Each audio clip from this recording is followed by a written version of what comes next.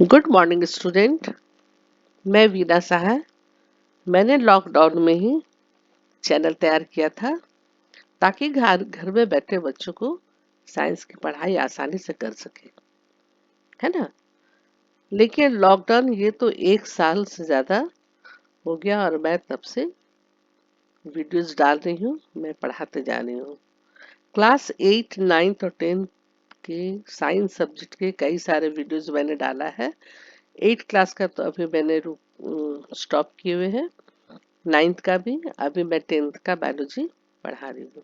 ठीक है, आप लोग देखें, समझें, अच्छा लगे कमेंट भी करें, शेयर करें, सब्सक्राइब करें।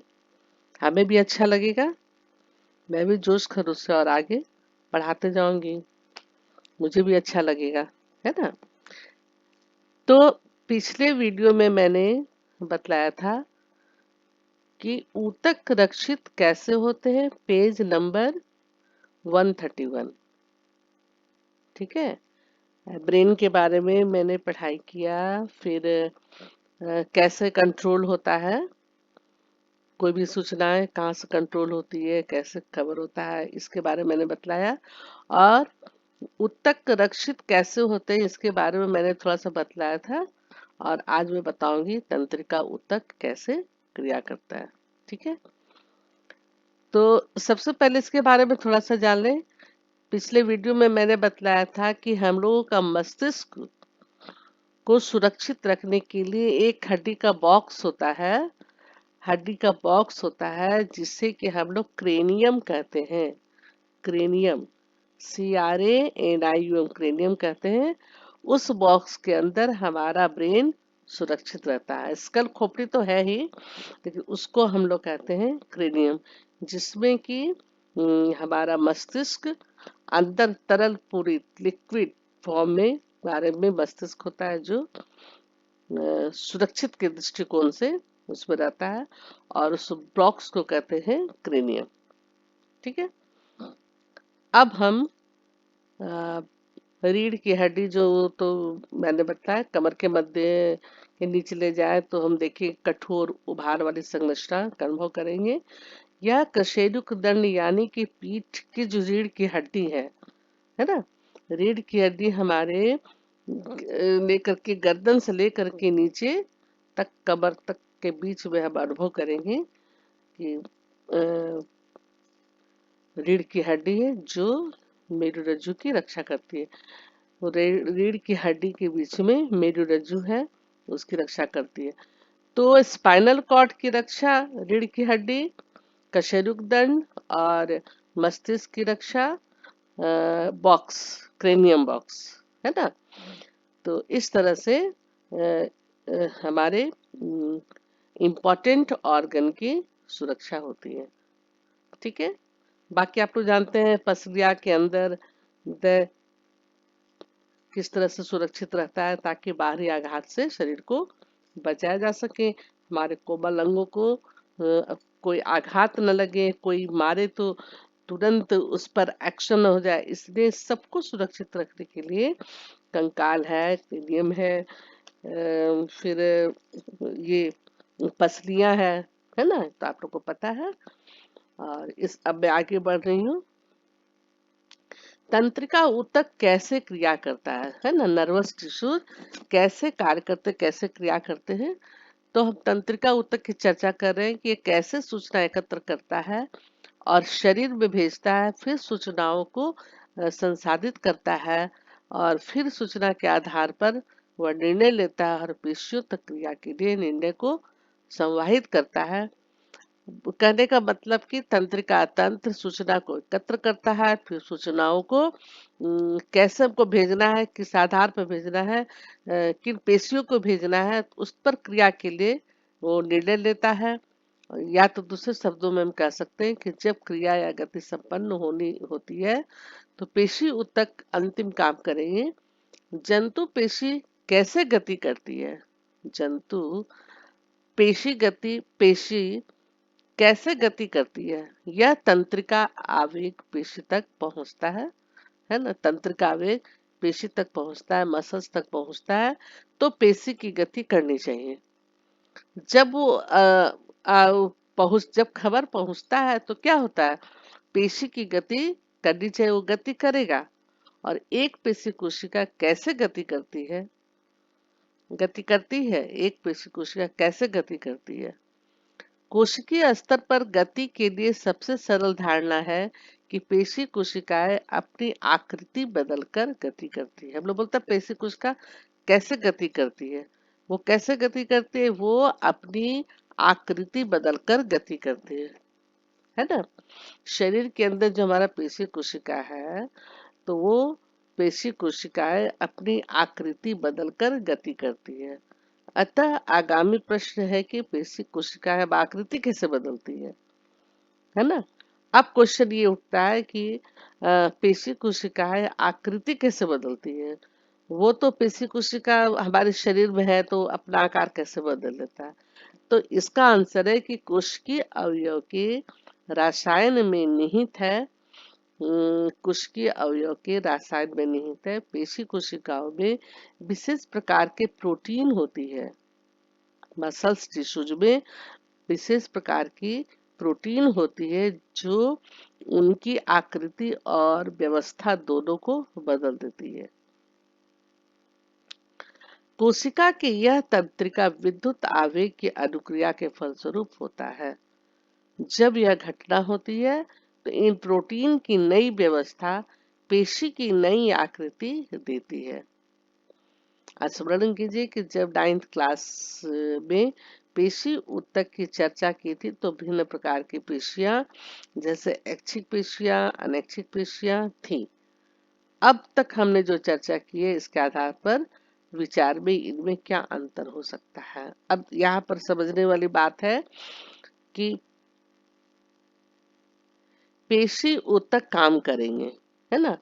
पेशी जब तंत्रिका आवेग पेशी तक पहुंचता है, यानी कि जब खबर हमारे मसल्स तक पहुंचता है तो पेशी की गतियां होती है। तो वो गति कैसे करती है, वह गति करती है अपनी आकृति बदलकर गति करती है। अब आकृति कैसे बदलती है, तो जैसे मान लीजिए कि हमारा हाथ है या पैर है, यदि हम लेटे हुए हैं या हम खड़े हैं या हम बैठे हैं, तो मेरा चलते चलते, यदि हम चल रहे हैं, चलते चलते पैर के नीचे कांटा चुभा, ठीक है। तो कांटा चुभने के बाद 1 सेकेंड में हमें टाइम नहीं लगता है, हम पैर को मोड़ लेते हैं या उठा लेते हैं या चिल्लाते हैं या पैर को पकड़े रहते हैं। तो उसमें क्या हुआ, वो आकृति बदली, है ना। मसल्स का आकृति बदल गया। जैसे मान लीजिए कि हम सोए हुए लेटे हुए हैं और हाथ मेरा सीधे है और हाथ पे कुछ काट लिया, तो काटने पर क्या होता है, हम हाथ को तुरंत उठा लेते हैं, उठाते हैं। मेरा हाथ ऊपर उठा, यानी कि मसल्स की भी आकृति बदल गई। यदि मुझे पीठ में या पैर में कुछ चुभा या गड़ा या ठंडा लगा या किसी ने कुछ काटा या सामने कोई जोर से ताली बजाया या सामने खड़े दूर से कोई पत्थर फेंका, मेरा आंख अपने आप बंद हो जाता है। तो क्या हुआ, आकृति चेंज, आंख बंद हो जाता है। हाथ और मसल्स के मामले में क्या है, कुछ काटा, गरम पर पैर पड़ा या हाथ पड़ा, तो वो जो हम बदलते हैं वही पेशी कोशिका अपनी आकृति बदलकर गति करती है। अब पेशी कोशिका की आकृति कैसे बदलती है, तो इनमें एक रसायन भी निहित है। विशेष प्रकार की प्रोटीन होती है जो उनकी आकृति और व्यवस्था दोनों को ही बदल देती है। जैसे कोशिका में तंत्रिका विद्युत आवेग यह खबर देता है कि कुछ काटा है या कुछ चुभा है या गर्म है या पैर जला है या हाथ जला है, उष्मा है, ताप है, तो हम उस क्रिया के अनुरूप तुरंत हम अनुक्रिया करते हैं, है ना। उस वातावरण के अनुरूप, उस पर्यावरण के हम तुरंत एक्शन लेते हैं और तुरंत क्रिया करते हैं, रिफ्लेक्स एक्शन करते हैं, है ना, जिसको कि अनुक्रिया कहते हैं। ठीक है। तो यहाँ हमें ये देखना है कि किस तरह से तंत्रिका ऊतक मैसेज को भेजता है और मैसेज पहुंचते ही हम रिफ्लेक्स एक्शन कर लेते हैं, अनुक्रिया कर लेते हैं। उसमें जरा सा भी समय नहीं लगता, ना हम किसी से पूछते हैं, ना हम देखते हैं, ना हम सोचते हैं, न किसी का इंतजार करते हैं, हम तुरंत उस क्रिया को करते हैं, जो अनुक्रिया कहलाता है ना, रिफ्लेक्स एक्शन। अब है अच्छा, और यहाँ कुछ ऐच्छिक पेशियां तथा अनैच्छिक पेशियां है ना, इनके बारे में हम लोग 9th में भी पढ़े थे, और आगे जैसा होगा हम लोग इसके बारे में और पढ़ेंगे। ठीक है, अब है प्रश्न। प्रश्न ये कि प्रतिवर्ती क्रिया यानी कि रिफ्लेक्स एक्शन तथा टहलने के बीच में क्या अंतर है। प्रतिवर्ती क्रिया और टहलने के बीच में क्या अंतर है। तो प्रतिवर्ती क्रिया जो क्रिया है वह तो यदि कोई संदेश मैसेज या हम किसी चीज को छू रहे हैं या गड़ रहा है या मुझे कुछ चुभा है, तो वो संदेश पहुंचते ही हम इतने जल्दी उस क्रिया को कर लेते हैं, इतना जल्दी उस क्रिया को कर लेते हैं, उतना हम सोच भी नहीं पाते हैं और हम तुरंत उस क्रिया को करते हैं, जो प्रतिक्रिया मेरुरज्जु हिस्से द्वारा कंट्रोल होती है ना। ये प्रतिवर्ती क्रिया जो है मेरुरज्जु हिस्से द्वारा कंट्रोल की जाती है। इसमें हमारा कोई बस नहीं चलता है, इसे हम न रोक सकते हैं न रोक सकते हैं।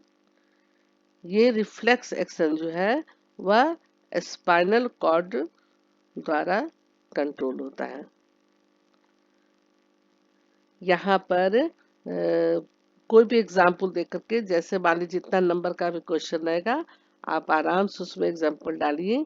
यदि गर्म तवा पर पैर पड़ गया या गर्म पानी में हाथ डला गया या किसी ने काट लिया या कुछ कांटा चुभा या कील चुभा, तो हम तुरंत उस क्रिया को विद इन सेकेंड, हम सोचते भी नहीं हैं और तुरंत वो क्रिया कर लेते और अनुक्रिया करते हैं, है ना। तो वो प्रतिक्रिया जो है वह हमारे बस में नहीं है, उसको हम रोक नहीं सकते हैं। ये मेरुरज्जु हिस्से द्वारा कंट्रोल की जाती है, स्पाइनल कॉर्ड द्वारा। ठीक है, जैसे मैसेज वहां तक पहुंचता है स्पाइनल कॉर्ड द्वारा कंट्रोल की जाती है और हम तुरंत रिफ्लेक्स एक्शन करते हैं, तुरंत क्रिया करते हैं। ठीक है, अब है टहलने की बात। तो टहलने के बीच के क्या अंतर है। टहलना तो हमारे ऐच्छिक क्रिया में है, टहलना हमारी ऐच्छिक क्रिया है। हम चाहे तो टहलें या हम चाहे तो दौड़ें या हम चाहे तो तेजी से चले, है ना। तो टहलने की क्रिया जो है वह मस्तिष्क द्वारा सोची समझी क्रिया है, कि हमारा मन कहता है कि हम थोड़ा सा टहले, हमारा ब्रेन कहता है कि हम थोड़ा सा टहले। तो ये मस्तिष्क द्वारा सोची समझी क्रिया है और इसे हम अपने अनुसार, हम अपने इच्छा के अनुसार हम टहल रहे हैं।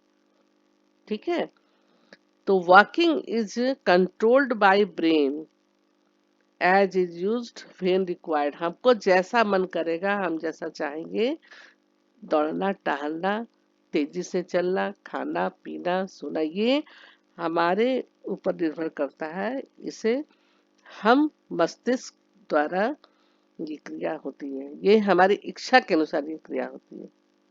और प्रतिवर्ती क्रिया जो है वो हमारी इच्छा के अनुसार नहीं है। ठीक है, उम्मीद है क्वेश्चन समझ में आया होगा। सेकेंड क्वेश्चन है कि दो तंत्रिका कोशिका यानी कि न्यूरॉन के बीच अंतर गठन यानी कि सिनेप्स में क्या होता है। तो यहाँ पर ये ऊपर में चित्र के समय हमने बतलाया था कि सिनेप्स जो है वो दो तंत्रिकाओं के बीच में, एक तंत्रिका के बाद जब आगे तंत्रिका के बीच में जो खाली जगह होती है उसको कहते हैं सिनेप्स, है ना। तो सिनेप्स में क्या होता है, विद्युतीय तरंगों के रूप में आने वाले तंत्रिका आवेग एक रसायन को स्रावित करती है, एक रसायन को स्रावित करती है जो खाली स्थान की दरार में आ जाता है। दो तंत्रिका तंत्र के बीच जो खाली स्थान रहता है उसमें एक रसायन स्रावित करती है तंत्रिका आवेग एक रसायन को स्रावित करती है, सिक्रेट होता है, जो खाली स्थान की दरार में आ जाता है, भर जाता है, और इस प्रकार सिनेप्स को पार करके सिनेप्स को पार करके ये रसायन अगली तंत्रिका कोशिका में पहुंच जाती है। ये रसायन जो है, ये केमिकल जो है, वह अगली तंत्रिका कोशिका में पहुंच जाती है। तो यही सिनेप्स दोनों के बीच का जगह को, खाली स्थान को कहते हैं। इसको हम आपको अभी चित्र देख के बता सकते हैं।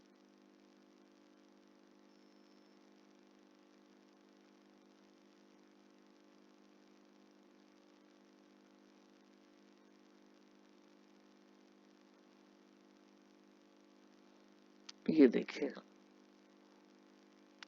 ये एक तंत्रिका कोशिका का न्यूरॉन, हाँ, और ये जो एक्सॉन का जो लास्ट सिरा है ना, मसल्स का, पेशी कोशिका का दिखला रहा है, तंत्रिका पेशी संधि। तो ये जो लास्ट है, ये वाला पोर्शन तंत्रिका का अंतिम सिरा है ना, ये जो लास्ट सिरा है ये, और फिर इसके आगे जो दूसरी कोशिका आएगी, नेक्स्ट तंत्रिका कोशिका न्यूरॉन, इसके बीच का जो खाली जगह है ना, इसकी, इसमें बड़ा करके दिखलाया गया है, इसके बीच में जो खाली स्थान है उसको सिनेप्स कहते हैं। और यहाँ क्या होता है कि ये सिनेप्स जो है सो कुछ रसायन का स्राव करती है ना, यहाँ पर रसायन का स्राव करती है, और वो रसायन फिर जो है खाली स्थान को भर देता है, खाली स्थान के बीच में दरार जो आतों से आ जाता है, और फिर सिनेप्स को पार करता हुआ दो के बीच में जो खाली जगह है वो उसको, सिनेप्स को पार करते हुए दूसरे तंत्रिका कोशिका से फिर लग जाता है, फिर दूसरे तंत्रिका कोशिका में पहुंच जाता है, फिर वहां से दूसरे तंत्रिका कोशिका में, फिर वहां से दूसरे तंत्रिका कोशिका में। इस तरह जो है सो तंत्रिका ऊतक तंत्रिका कोशिका यानी कि न्यूरॉन का एक संगठित जाल का बना रहता है ना, ये छूटता नहीं है, यह एक दूसरे से जुड़ा हुआ रहता है, और यह सूचनाओं को विद्युत आवेग के द्वारा शरीर के एक भाग से दूसरे भाग तक संवहन में विशिष्ट होता है। ठीक है, ये है मेन सिनेप्स, इसको कहते हैं, इस जगह को, इसको भी बड़ा करके दिखलाया, इसके साथ एक और अभी दूसरा न्यूरॉन का चित्र रहता, तो मैं बतलाती हूँ। सोचिए कि दूसरा तंत्रिका कोशिका है इससे लगा हुआ, ठीक है, तो वही बीच का जगह है सिनेप्स। ठीक है, फिर दूसरा, फिर तीसरा, फिर चौथा। चलिए, इस तरह से ये क्वेश्चन हुआ आपका सेकेंड कंप्लीट। उम्मीद है कि आप लोग नहीं भूलेंगे।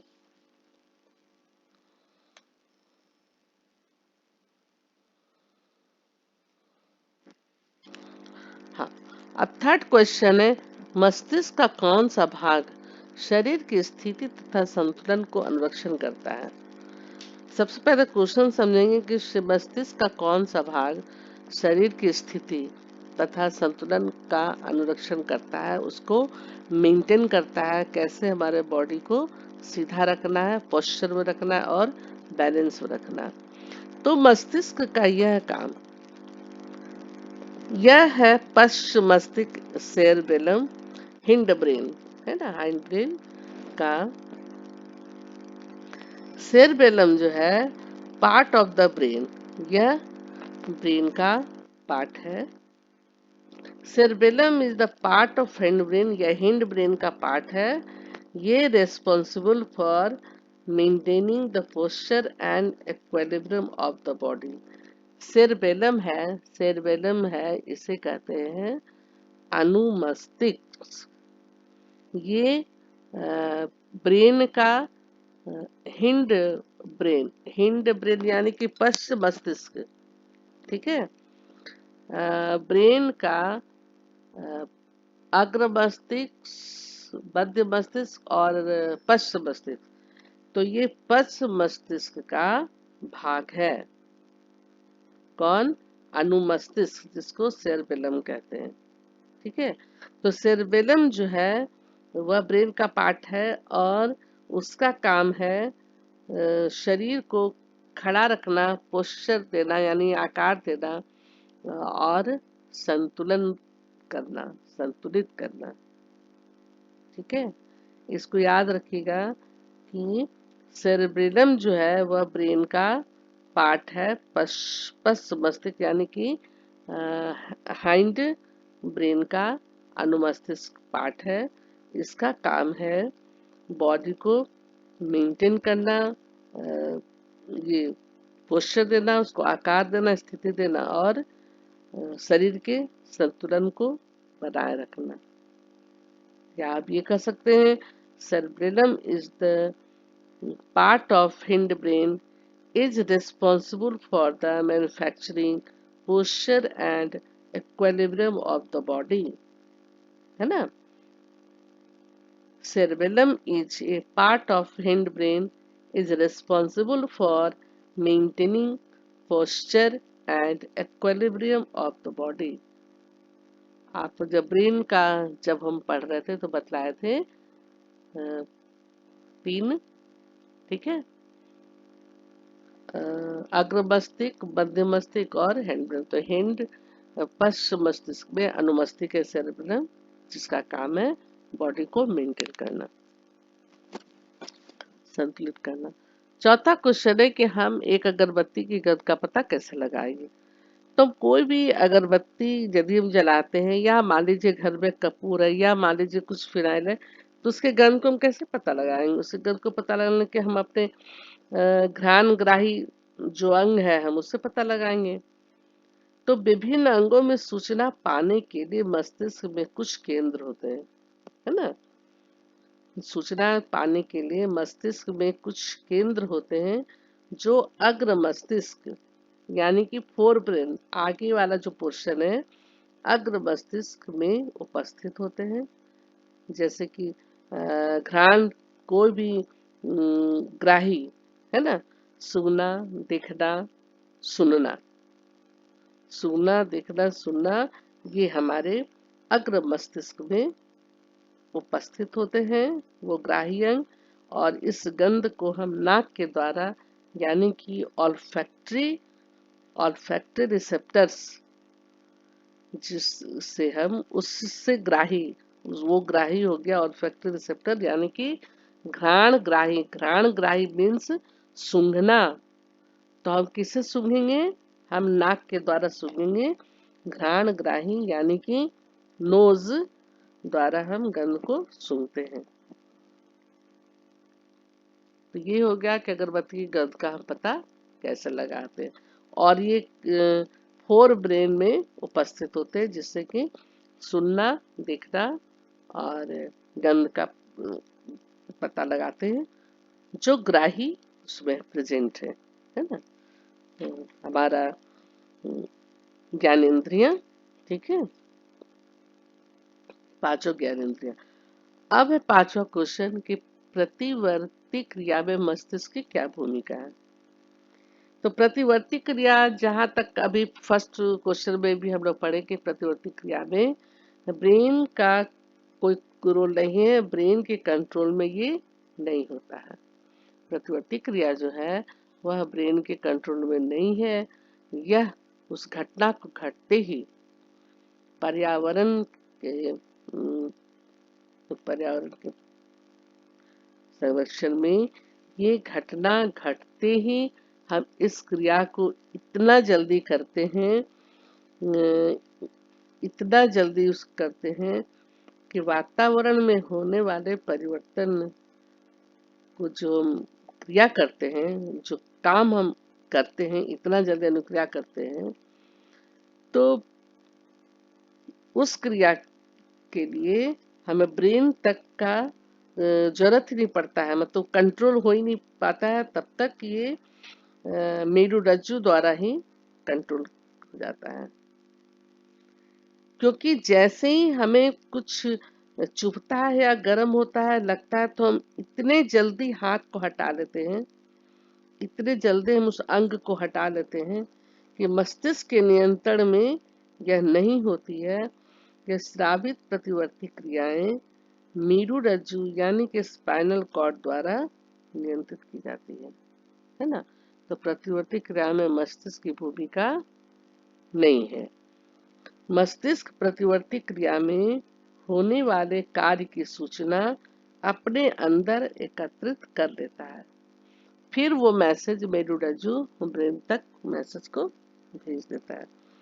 तो मस्तिष्क प्रतिवर्ती क्रिया में होने वाले जो भी क्रिया हुआ प्रतिवर्ती क्रिया में, हाथ पैर या कोई अंग का हटाना मुड़ना छूना देखना फेंकना जो भी हुआ, तो उस प्रतिवर्ती क्रिया में होने वाले कार्य की सूचना अपने अंदर एकत्रित कर लेता है ना, कि कौन सा घटना घटा। और प्रतिवर्ती क्रिया अकर्स इन स्पाइनल कॉर्ड यानी कि reflex action occurs in spinal cord. मेरुरज्जु में रिफ्लेक्स एक्शन प्रतिवर्ती क्रिया नियंत्रित की जाती है ना। उम्मीद है कि आप लोग को इतना क्वेश्चन याद रहेगा। मेरुरज्जु में प्रतिवर्ती क्रिया यानी कि रिफ्लेक्स एक्शन, सबका इंग्लिश जरूर जानिएगा, नहीं तो आगे जाके बहुत परेशानी होगी। तो रिफ्लेक्स एक्शन यानी कि प्रतिवर्ती क्रिया यह मेरुरज्जु द्वारा नियंत्रित की जाती है। और मस्तिष्क में रिफ्लेक्स एक्शन में होने वाले कार्य की सूचना अपने अंदर एकत्रित कर लेते हैं। ठीक है, उम्मीद है कि पांचों क्वेश्चन का आंसर समझ में आ गया होगा। वीडियो जरूर देखिएगा, कोई आपको जरूरत हो तो कमेंट कीजिएगा, शेयर कीजिएगा, सब्सक्राइब कीजिएगा। Okay bye, thank you.